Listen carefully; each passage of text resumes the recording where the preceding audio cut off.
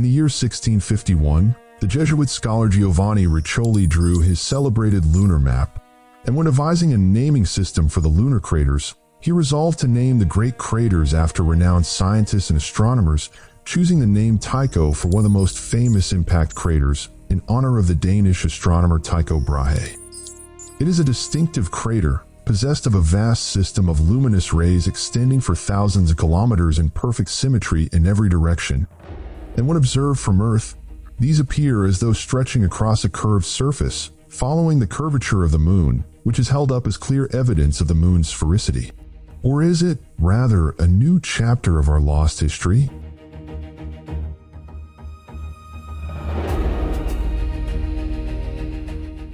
Be aware that what I am about to explain now is somewhat difficult, but I shall do all I can to make it clear.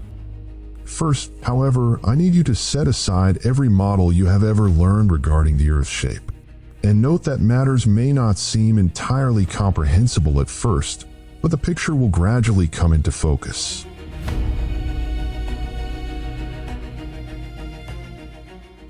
Let us begin with the world and the celestial dome, then the central aperture. After that, we shall merge our known world as depicted in the image upon the moon's surface, according to Sturgios's interpretation.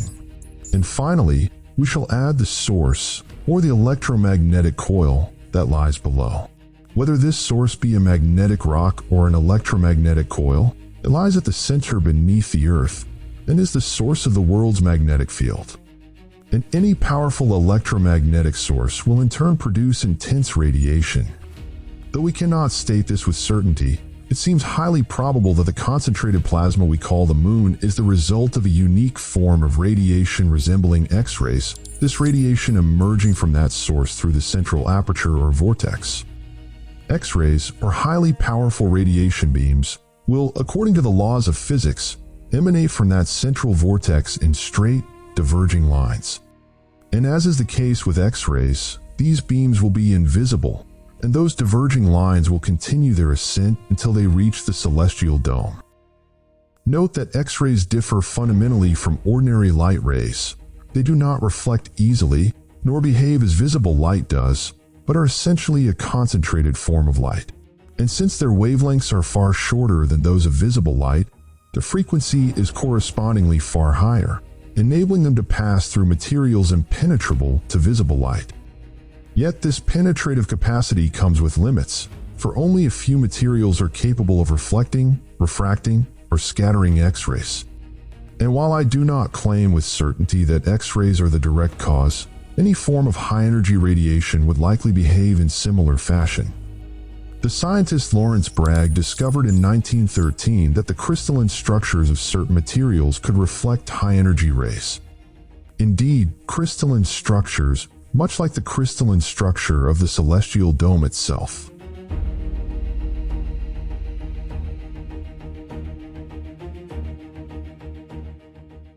Crystal reflection is employed, for instance, to focus monochromatic light.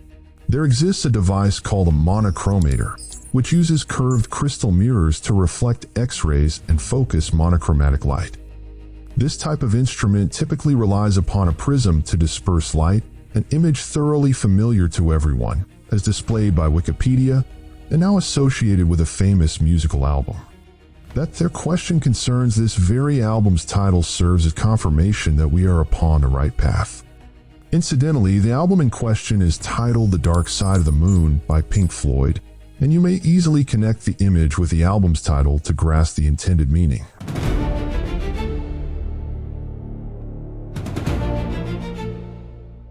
Now, it is expected that the rays reflected from the crystalline celestial dome are redirected downward, away from the center, toward the ionosphere above our heads, the very ionosphere from which etheric energy is gathered. Here, the rays intersect and concentrate, generating the plasmic phenomenon we know as the moon. Do not be startled for this notion that electromagnetic rays reflect from the dome and gather within the ionosphere may indeed seem far-fetched. Yet there are many household experiments one may perform to demonstrate light's capacity for concentration. As we see here, Sunlight reflected in a concave mirror concentrates into a single point of energy capable of generating intense heat and igniting fire. And of course, we know that rays resembling X-rays are far more potent than ordinary light rays. If the moon is indeed a focal point of concentrated plasma, then this point must form within one of the ionosphere's layers. Various noble gases appear within the ionosphere's layers at differing altitudes, and we have previously explained how these gases become charged by solar electromagnetism to form the plasmic sky.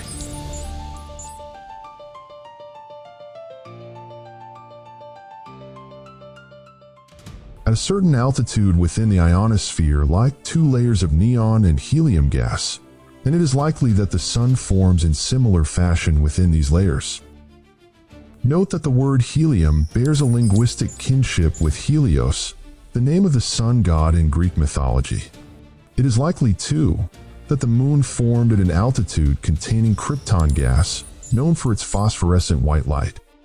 Krypton is also employed in generating cold or non-thermal plasma, as contemporary scientists demonstrate in their current research.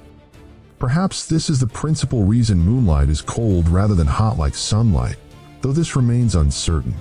Nonetheless, it may result from a polarization arising from its interaction with the Earth's electromagnetic field within the ionosphere, wherein the moon serves as the negative pole compared to the positively charged sun.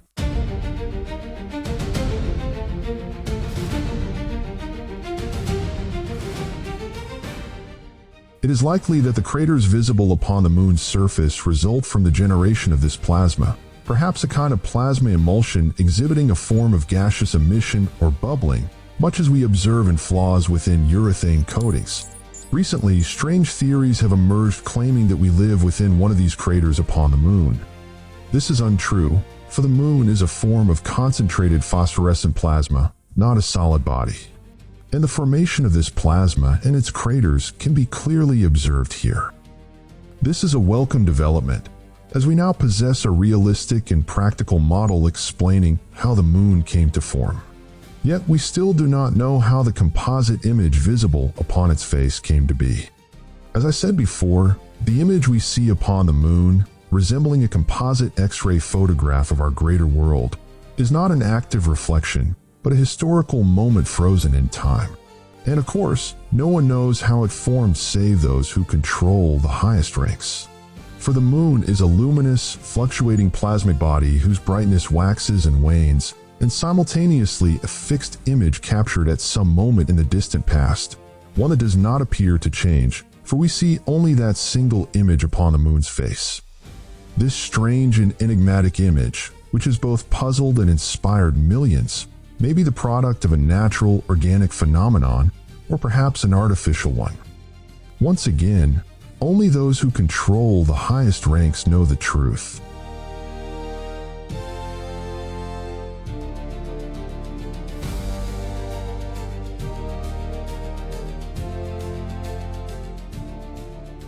But notice that the word photo derives from the Greek photos, meaning light, from which come words like photosynthesis, the process by which plants harvest light energy and convert it into chemical energy.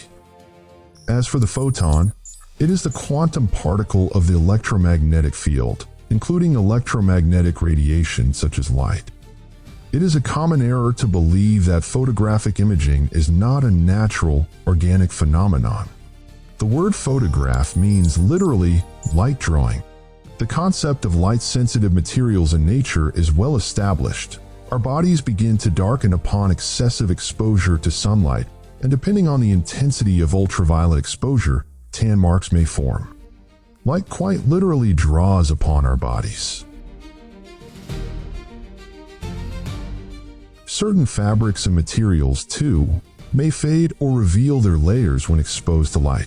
Natural cameras exist as well, a phenomenon occurring within darkened chambers when a dim space contains a small aperture allowing incoming light rays to pass through, forming within a projected image of the outside scene.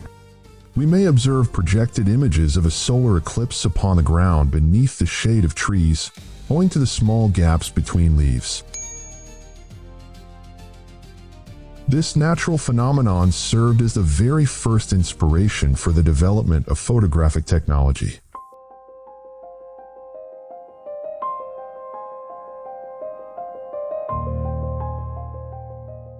It is of considerable interest that krypton gas, the very gas present within the ionosphere's layer, was employed for many years, so we are told, as an essential component in flash units designed for high-speed photography. It is likewise a pivotal element in hyperpolarized magnetic resonance imaging devices.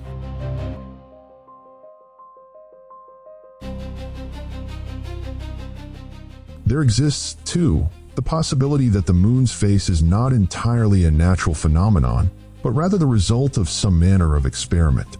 Photographic film and X-ray film are made from a blend of a gelatin layer with fine silver crystals. This is why light, upon exposing the film, can capture an invisible latent image. During exposure to light, the silver halide crystals grow until they become visible. This process is called image development or photographic processing.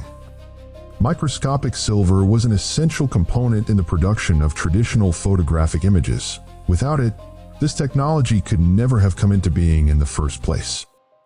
It is of interest that the ancient alchemists, who linked noble metals to celestial bodies, made the moon the ruler of the metal silver.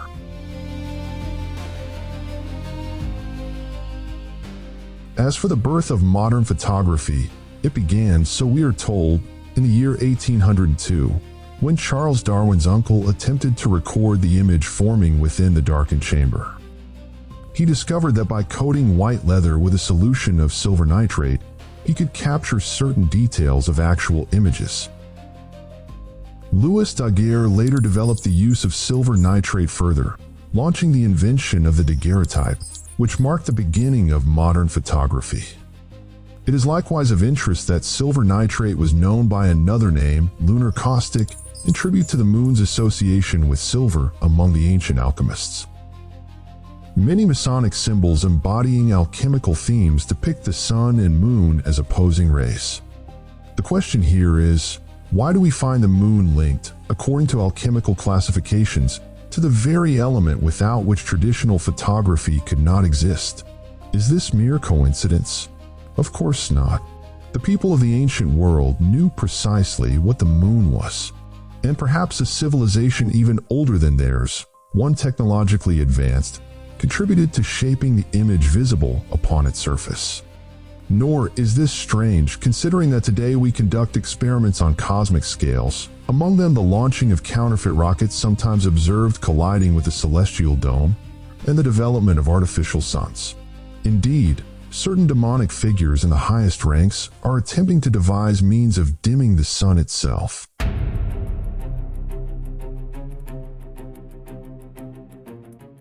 Mankind has ever overreached in his ambitions, particularly where celestial bodies are concerned, and I see no reason why advanced civilizations of bygone ages should have differed in this regard.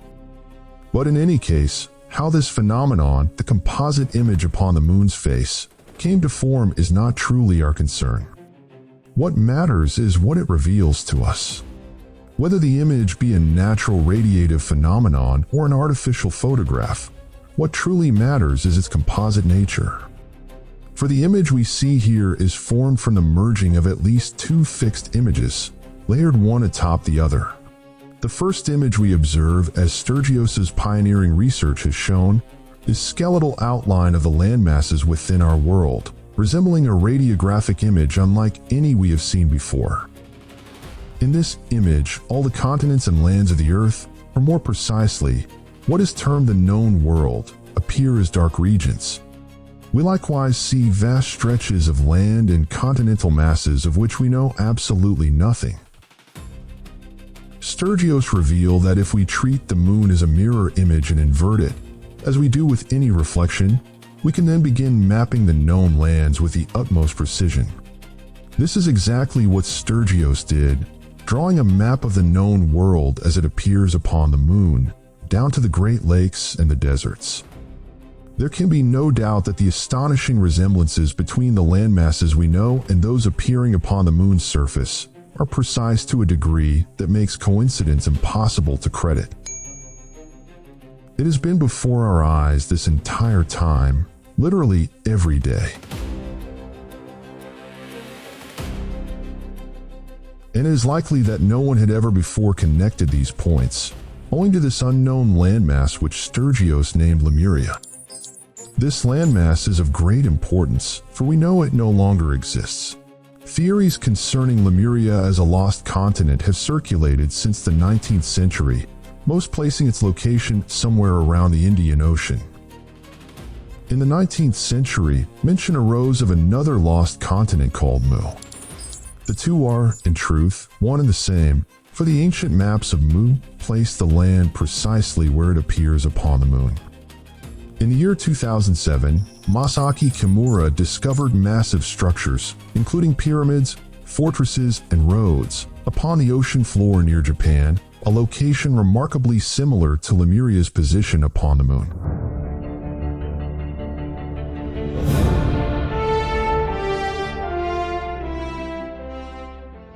This continent sank many long centuries ago, which means this image is no living reflection, but was captured at some moment in ancient history before the continent sinking.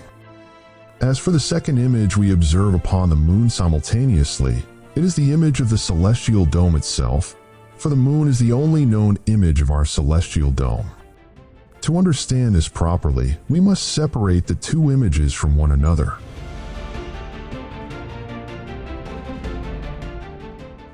So then we have one image displaying the landmass of the greater world, an image from a single angle, and we have another image from a different angle. But notice that this particular region of the moon is what grants it its spherical, three-dimensional appearance, and the forgers are especially fond of this region of the moon, for they have used it as a weapon of deception against us. Yet it is not a crater with rays as they claim. Look closely. Look deeply. These are not the markings of a spherical body. They are the summit of the arched dome, viewed from within.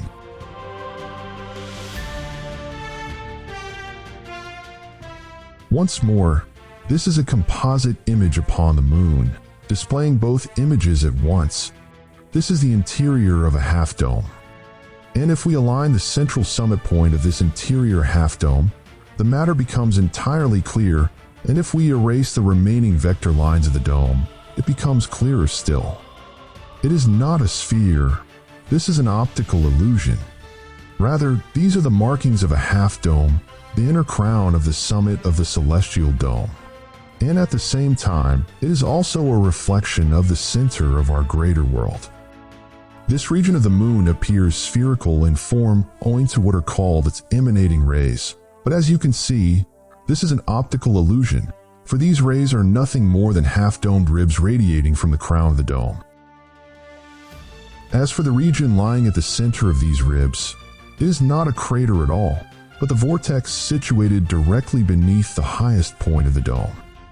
Those who control our world name this region Tycho, said to have been so named by the Jesuit scholar Giovanni Riccioli in the year 1651.